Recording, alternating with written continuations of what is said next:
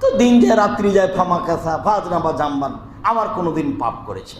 পাপ করার পরে আবার বলছে রব্বি আজনাব তো ফাগফির, প্রতিপালক আমি পাপ করেছি, তোমার ক্ষমা করো। তখন আবার আল্লাহ তাআলা বলছেন আলেম আব্দি আল্লাহর আব্বান, আমার দাস দাসী কি জানে যে তার একজন প্রতিপালক রয়েছেন, এক ফেরত দাম্বা, যিনি পাপকে ক্ষমা করতে পারেন, কয়েক হচ্ছে যিনি শাস্তি দিতে পারেন। আসলে ক্ষমা করতে পারেন, শাস্তি দিতে পারেন, এটা জেনেই কি আমাকে বলছে? যদি জেনেই বলে গাফারতুল্লাহ, তা ক্ষমা করে দিলাম। বলতে বলতে বলছেন ফাফি ইয়াফাল ইয়াফাল মাকাদা, তার জীবনে যদি বহুবারও ঘটে থাকে আর এমন করে থাকে, আমি তাকে ক্ষমা করে দেব। এর অর্থ এই নয় যে বহুবার করতে বললেন, এর অর্থ এই যে পাপ করে যেন মানুষ নিরাশা না হয়।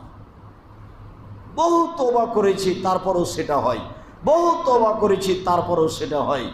একটা হলো নিশা যখন হয়ে যাবে, খুব তওবা করলেন, আব্দুর রাজ্জাক সাহেব বললেন 3 শ্রেণীর মানুষ জান্নাতে যাবে না, তার 1 শ্রেণীর মানুষ এসে বিড়ি তামাক জর্দা সিগারেট গুলজে খায়।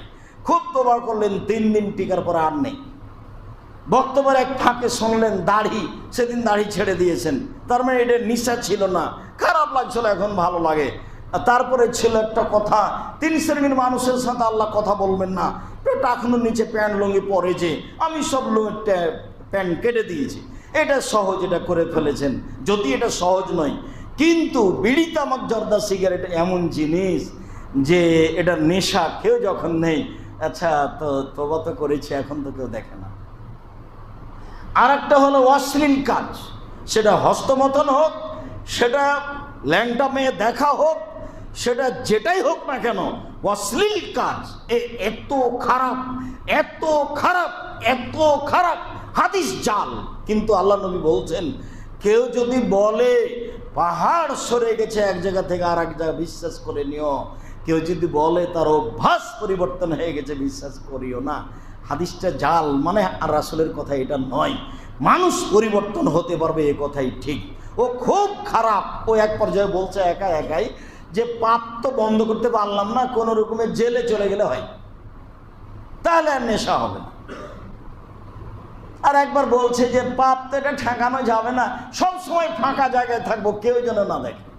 ও মনে মনে বলছে, তার মানে খুব চেষ্টা করে কিন্তু নিজেকে টিকিয়ে রাখতে পারে না। অভ্যাস খুব খারাপ জিনিস, যার কারণে মানুষে বলে অভ্যাসের দাস।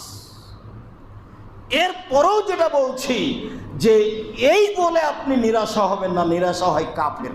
নিরাশা কে হয়? কাফের। যারা সালাত আদায় করে ও কাফের নয়। আপনি কাফের নন। পৃথিবীর কোন যুবক, পৃথিবীর কোন যুবতী যারা আল্লাহকে বিশ্বাস করে, যারা নবীকে বিশ্বাস করে, সে যেন তার পাপের কারণে নিজেকে কাফের মনে না করে। সে অব্যাহত রাখুক আস্তাগফিরুল্লাহ ওয়া তুবু ইলাইহি, একদিন তার এটা কাজে আসবে, নইলে বিচারের মাঠে আসবে।